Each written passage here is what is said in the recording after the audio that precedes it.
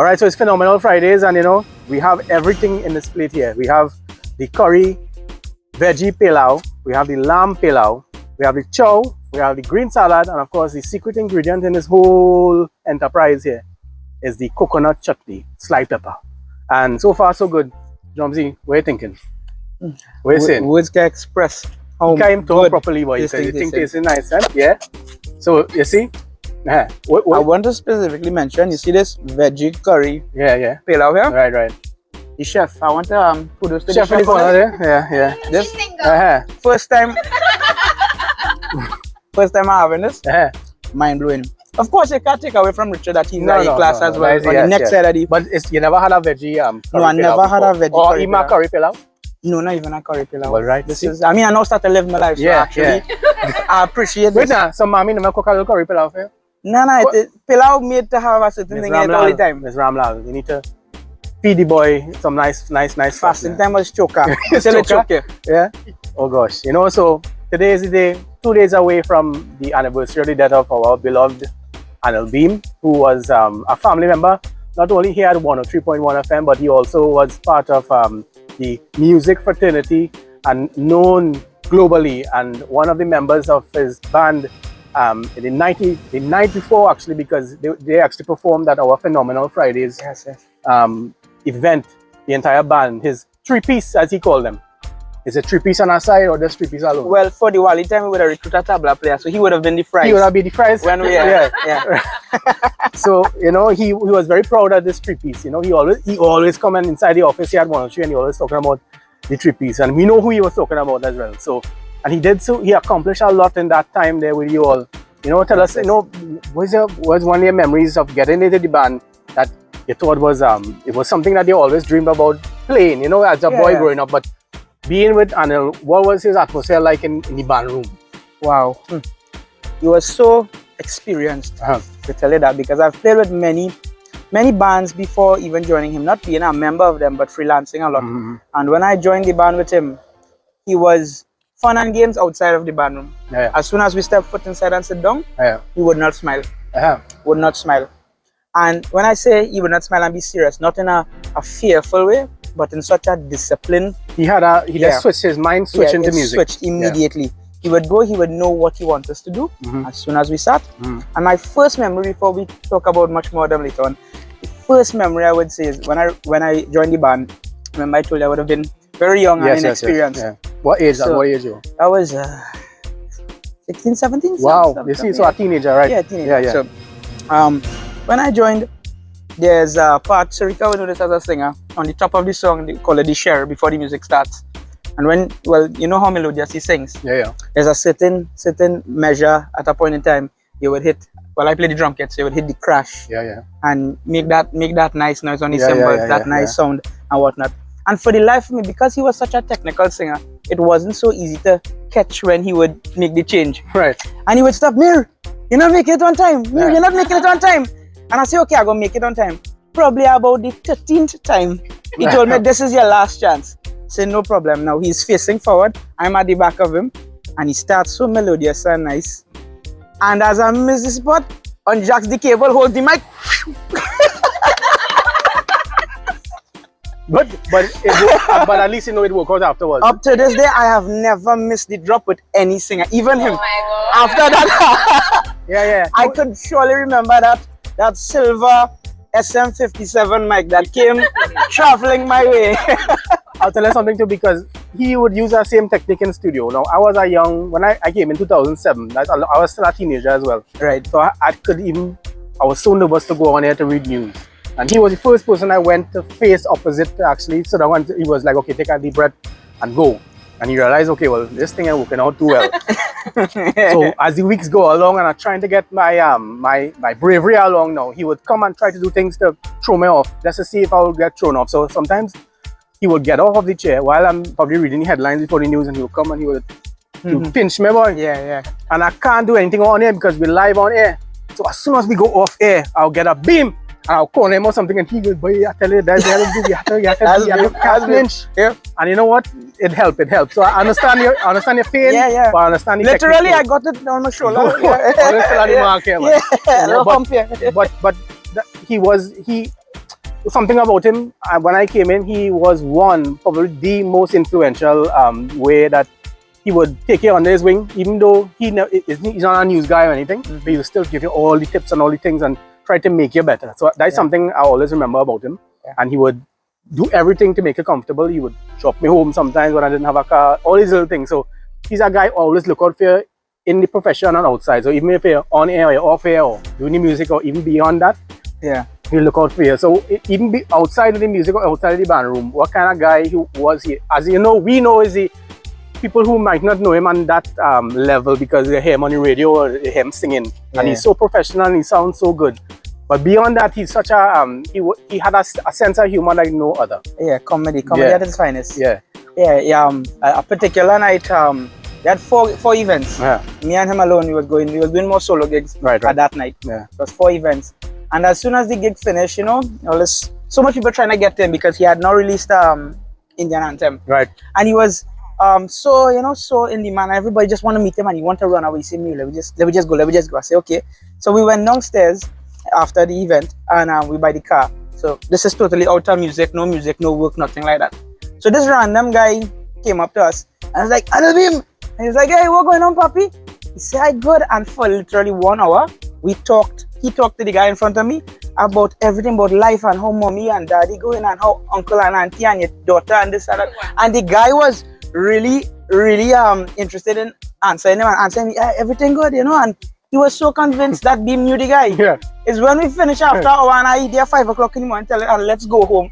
I was like, when the guy walking away, he went to the corner and he just lay down under the tree and he went and sleep. I was like, Bheem, did you know the guy? Him? No. I was like, so how do I get you back here? No, when guests would come into the studio as well, and they come in and he would make them feel comfortable and sit down and talk about just talk random things and they would feel comfortable. You know, when they come into our studio, they feel so nervous or something like that. Even if it was an artist or a client or even just a random someone come up the street, even at Long Circular Mall or here, they'll come and he will make you feel comfortable, boy. And he's a guy who loved his children too and grandchildren. You know why? I remember in 2007, so when he still gave me the little drops home, and he would have the speaker on in the car, and Pretty V was a little girl that time, a real little girl that time, and she would call him, you know, when he went home, and he would call her or she would call him, and she would call a little girl, so she knows she like, "Daddy," and then, you know, even if she had something bothering her and she cried, and he would console her over the phone. He just, that kind of connection, it was such a thing, a different thing, because he had a great, and even when the latter years where he had his grandchildren, and he would sit down in the kitchen, they can attest to this. He would sit down in the kitchen with his FaceTime now on his phone, and every little break he gets on the show, because if Sarah goes in to read or Rai goes in to read news, for that 5 minutes he will call, and I would just walk into the lunchroom and he would be like, "And my papa so and so and so." I'm like, oh God, I feel like I walk into something real, you know. But that's the guy he was. You saw that side of him as well. Most definitely. Even in the band room when he would come, bringing the grandchildren, besides his love for them, I had a love for them because I used to get so happy because when they come in the band room, that was the little they were the peacemakers. Right. We know we're not going to get shaft tonight. We know we're not going to get blow tonight because they here. You have to keep it clean. You have to keep it fun and entertaining. So when they come, they would be he would make sure they're involved in everything, keyboards, the drums, everything, and that love for them was phenomenal. He just really loved his family, entire family. Pretty V being his frontliner, his daughter. He was he was very cooperative with her, with singing and entertaining and everything. That's the thing. So even when she started at a young age singing, and she would come. So when they dropped the Sham Shundaran, that it's still currently one of the biggest hits globally, right? You would have seen the way he interacted with her as an artist, right? Yes. What was the difference between being him and a father and an artist? Would he as an artist make a switch as well? Yes, as an artist from the time from off stage, before we step foot on that stage, all hug up and kiss, okay, mama, you know. But you would call her father, you know, give her the love and whatnot. As soon as we get on that stage, she's her own artist. They have no relation. He would give her space.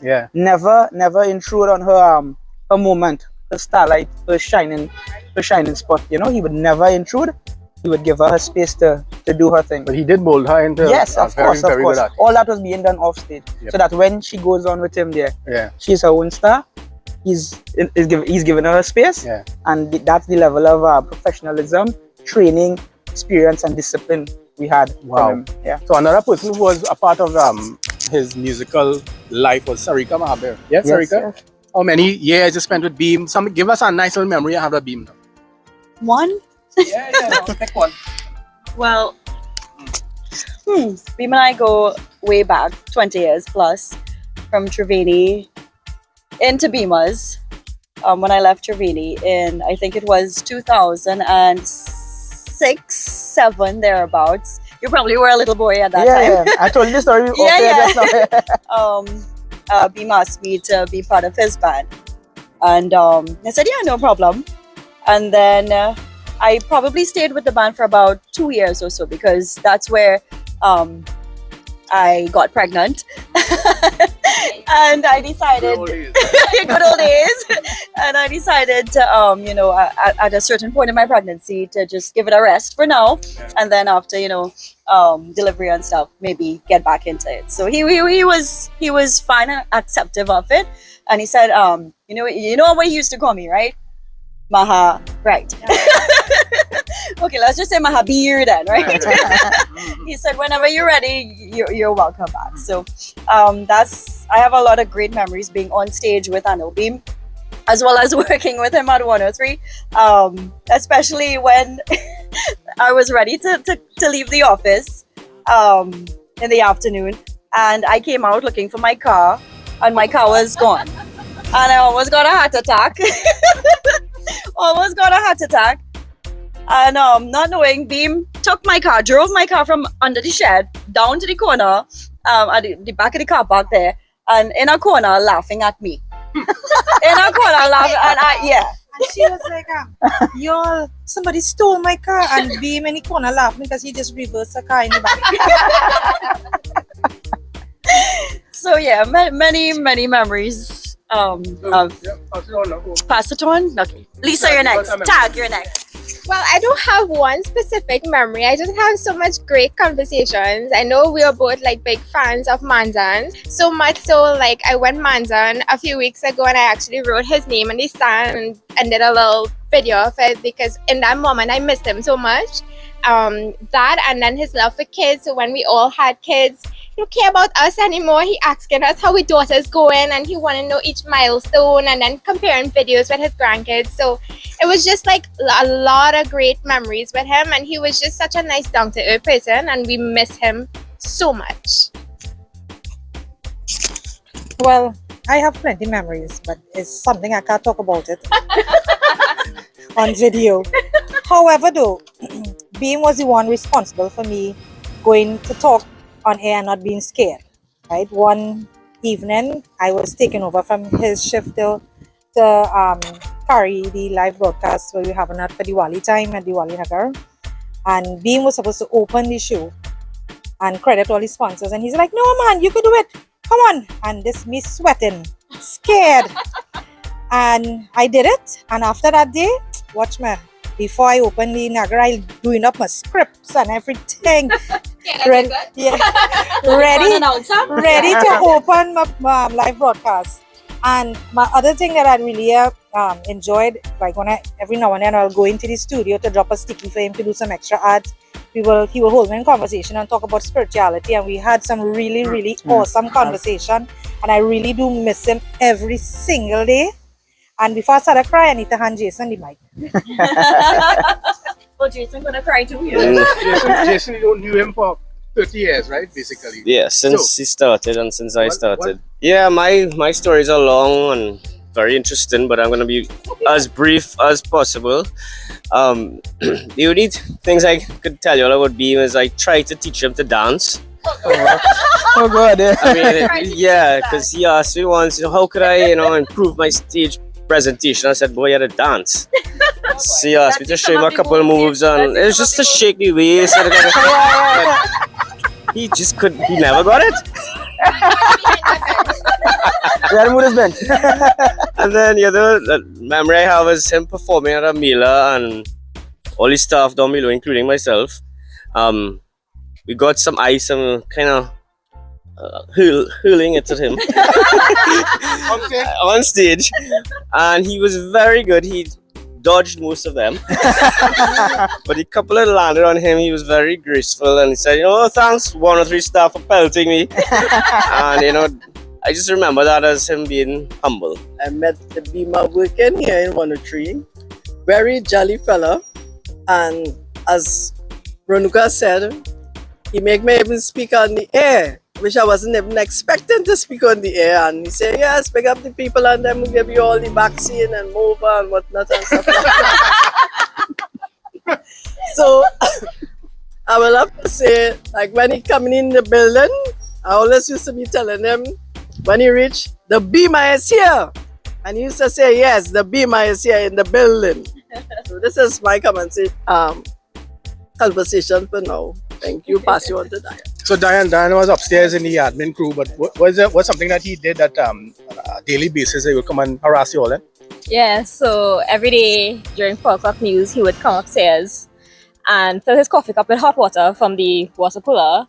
Even though the kettle downstairs was working perfectly fine, he would come up, use the hot water, and come up and check us girls upstairs. Be like, how are you going? Are you good? Anybody give all the trouble today? How are you feeling? And just give us so much energy. 4 o'clock in the evening, every single day he did that. And he would come and just talk to us, make us laugh. And that is something I really appreciated that he did every single day without fail. And he would always make us laugh, and that's something that I really, really miss since last year. And I really admire the person that he was and the amazing human being that he was overall. Excellent.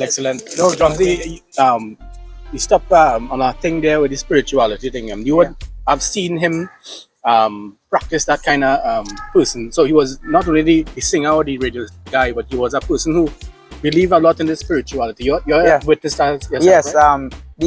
while everybody would have seen him, well, his shift would have been what, 3 to 6, sorry, 3 to 6, right?